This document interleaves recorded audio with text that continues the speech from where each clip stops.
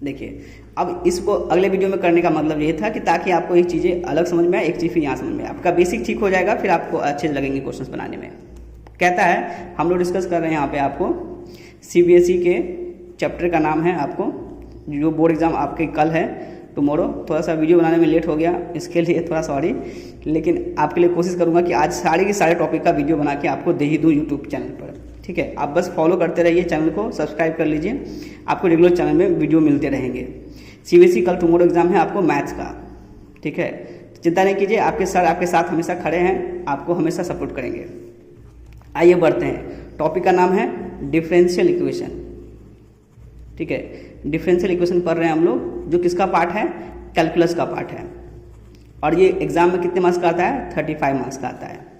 ठीक है, तो इसलिए आइए, बड़ा इंपॉर्टेंट चैप्टर है और आसान चैप्टर है, कोई मुश्किल नहीं लगेगा आपको, मेरी गारंटी है। आप देखिएगा, लिखा है जनरल पार्टिकुलर फंक्शन, मतलब एक होता है जनरल इक्वेशन, एक होता है particular solution of a differential equation.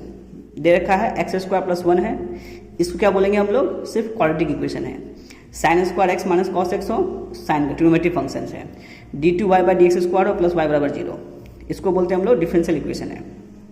ठीक है, अब इसको क्वाड्रेटिक क्यों बोला, क्योंकि हमें पता है क्वाड्रेटिक का मतलब क्या होता है, x² ax² + bx + c = 0, तो ये इसका पहचान आ जाता है कि क्वाड्रेटिक है।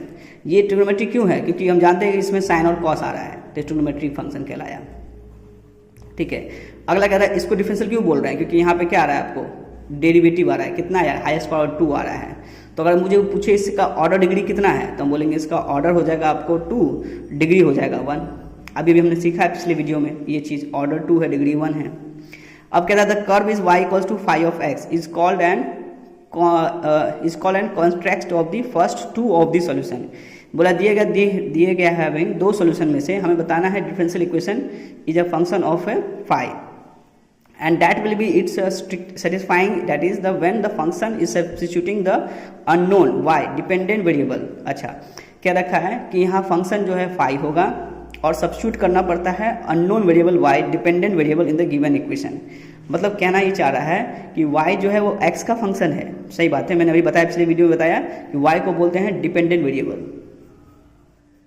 ठीक है, और जो x होता है उसको बोलते हैं इंडिपेंडेंट वेरिएबल, सही बात है।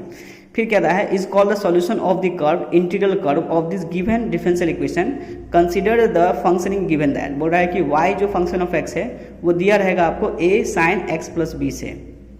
ठीक है, तो बोल रहा है y किसका फंक्शन है, x का, लिखा कैसा रहेगा, a sin x + b लिखा रहेगा। पूछेगा क्या आपसे, इसी फंक्शन का बोलेगा dy/dx निकालो। क्यों निकालो, क्योंकि यहाँ पे आर्बिट्री कांस्टेंट है। कितने कांस्टेंट है, 2 है, एक है ये है, एक b है।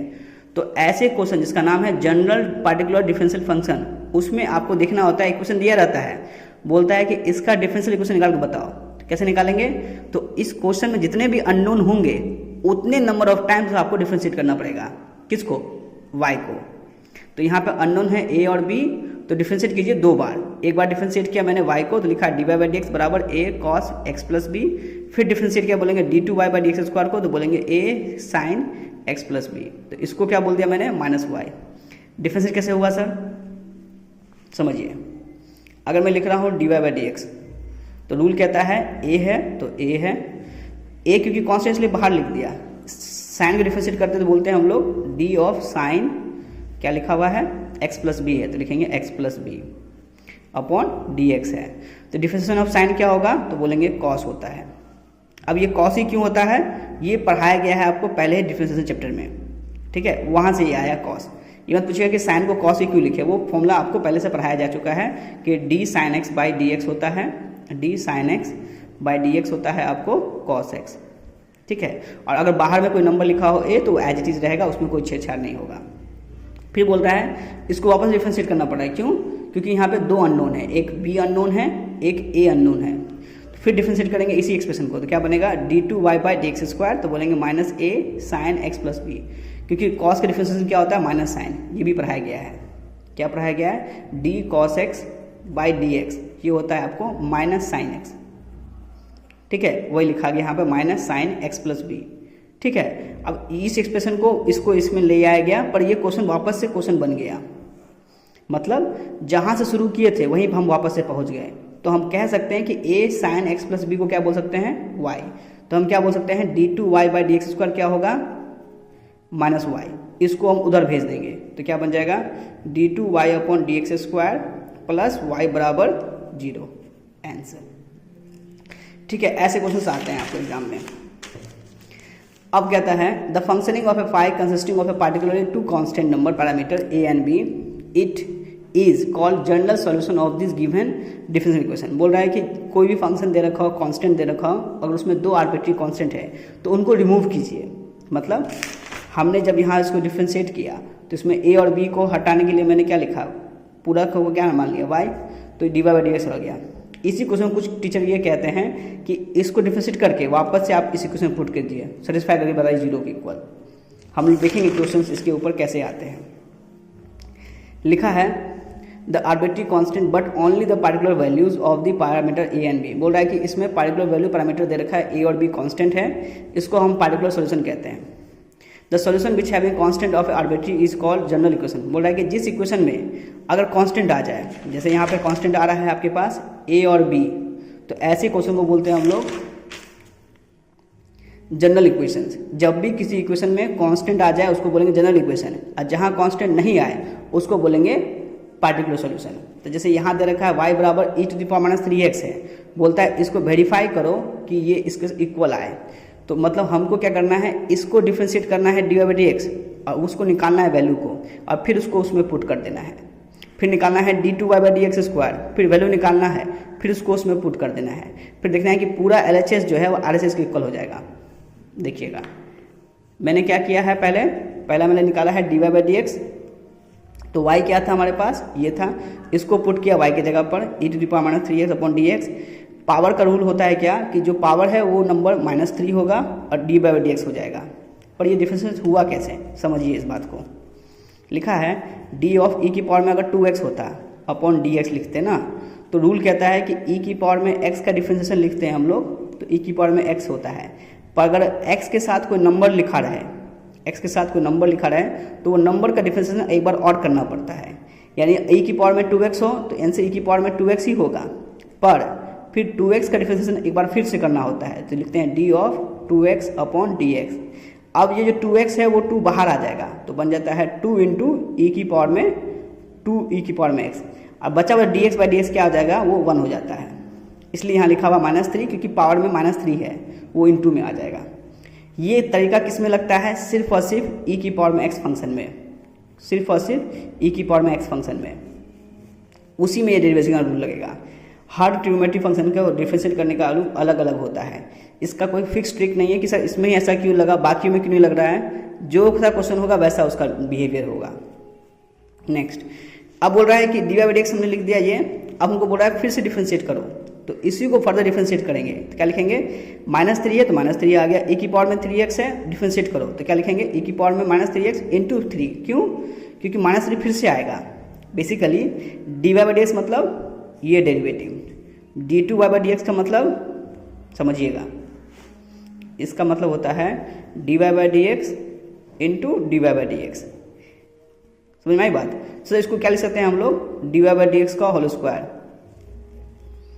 एकदम गलत बात, जो लोग इसको ये समझ रहे हैं एकदम ब्लंडर मिस्टेक कर रहे हैं।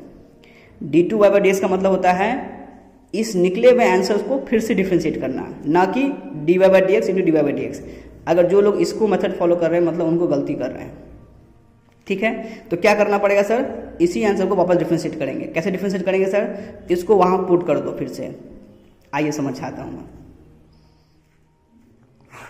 लिखा था क्वेश्चन आपको y बराबर e⁻³ लिखा है dy/dx बराबर d(e⁻³ अपॉन dx। तो -3 जो है वो लिखेंगे पहले, e⁻³ हुआ इंटू फिर e⁻³ है, इसको -3x अपॉन dx। वैल्यू क्या आया आपको, -3 आएगा, e⁻³ आएगा। नेक्स्ट क्या रखा है, d2y/dx² है, तो क्या बोलूँगा मैं, d of dy/dx upon dx। यही चीज़ समझना बहुत ज़रूरी है। अभी तक मैंने इस बात को डिस्क्लोज नहीं किया था, अभी मैं बात पे स्ट्रेस दे रहा हूँ, जोर दे रहा हूँ, समझिए ध्यान से। अब dy/dx जो निकाला था मैंने यहाँ पर, उसको वापस यहाँ पुट कीजिए। तो ये हो जाएगा -3 e⁻³ -3x अपॉन dx। लोग समझ बैठते हैं इसका मतलब ये, इट्स अ ब्लिंडर मिस्टेक, ठीक है, ये कतई नहीं होता, ये होता है। अच्छा, अब -3 लिखा बाहर इंटू e⁻³ अपॉन dx। अब ये क्वेश्चन तो वही बन गया, देखिए जो यहाँ लिखा वही चीज़ यहाँ लिखा है, मैंने -3 को बाहर कर दिया, तो इस पूरे की वैल्यू क्या आई थी, ये आई थी, तो उसको मैं यहाँ पुट कर दूंगा, तो वैल्यू क्या बन जाएगी, -3 into -3 e⁻³ -3 into -3 9 into e⁻³x।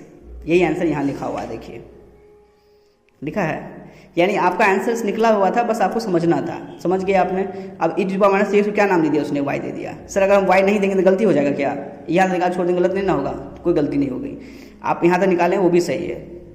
तो करना क्या है सर, इस सब वैल्यू निकाल के कहाँ पुट करना है सर आपको, इस इक्वेशन में, आइए पुट करते हैं। तो लिखा है dv/dx को मतलब 9y है, dy/dx की वैल्यू क्या आई, -3 e⁻³ है, -6 इंटू वाई है, -6 इंटू वाई है बराबर 0 के है। अब क्या होता है, 9y में से 6y घट गया तो बचा 3y। अब इसको -3 को -3 लिखा है, e⁻³ को क्या बोल सकते हैं, y बोल सकते हैं, तो 3y से 3y कट गया, कितना बचा 0, आंसर।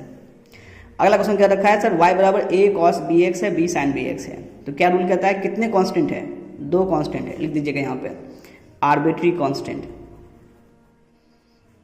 कितने हैं, 2 हैं, तो इसलिए मतलब 2 डेरिवेटिव होगा इसका।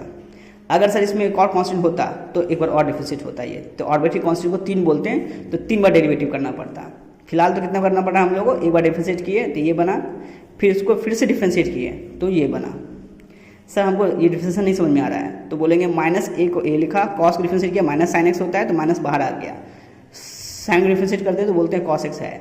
सर b में कोई चेंज नहीं आएगा, क्यों नहीं आएगा, क्योंकि फॉर्मूला होता है, डिफरेंशिएशन में पढ़े हम लोग, d of k times of x upon dx, तो k को बाहर कर देते हैं और फिर लिखते हैं हम लोग dx/dx। आंसर आ रहा है आपको पास k, ठीक है। फिर लिखा है d2y/dx², क्या लिखेंगे, -a साइन को डिफरेंशिएट किया बनाया cos, फिर b को डिफरेंशिएट किया, मैंने b को b लिखा, cos को लिखेंगे -sin, तो माइनस आ गया। इन दोनों में कुछ कॉमन आ रहा है माइनस, बचा हुआ टर्म जो है वो वापस से y बन गया, तो इसको वापस से हम y लिख दिए, इसको उधर भेज दो, तो d2y/dx² + 1 = 0।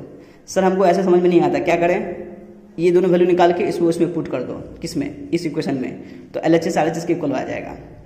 तो तरीका 2 है, आपको आसान कौन लग रहा है, ऐसे निकालना, तो ये तरीका भी सही है, और नहीं तो इस दोनों वैल्यू निकाल करके आपको इस इक्वेशन में पुट करना पड़ेगा, यानी ये जो वैल्यू निकाले ना आपने -y, इसको निकाल के यहाँ पुट कीजिएगा, तो -y + y = 0, ये भी आंसर हो जाएगा। तो इसको क्या बोलेंगे हम लोग, ये जनरल सोल्यूशन था आपको किसका, डिफरेंशियल इक्वेशन का। आया समझ में बात है। अगले क्लास में हम लोग पढ़ेंगे, या अगले वीडियो में पढ़ेंगे हम लोग फॉर्मेशन ऑफ, हम लोग टॉपिक है अगले वीडियो में formation of differential equation whose general term given, ठीक है। तब तक के लिए thank you, subscribe the channel and like and share it.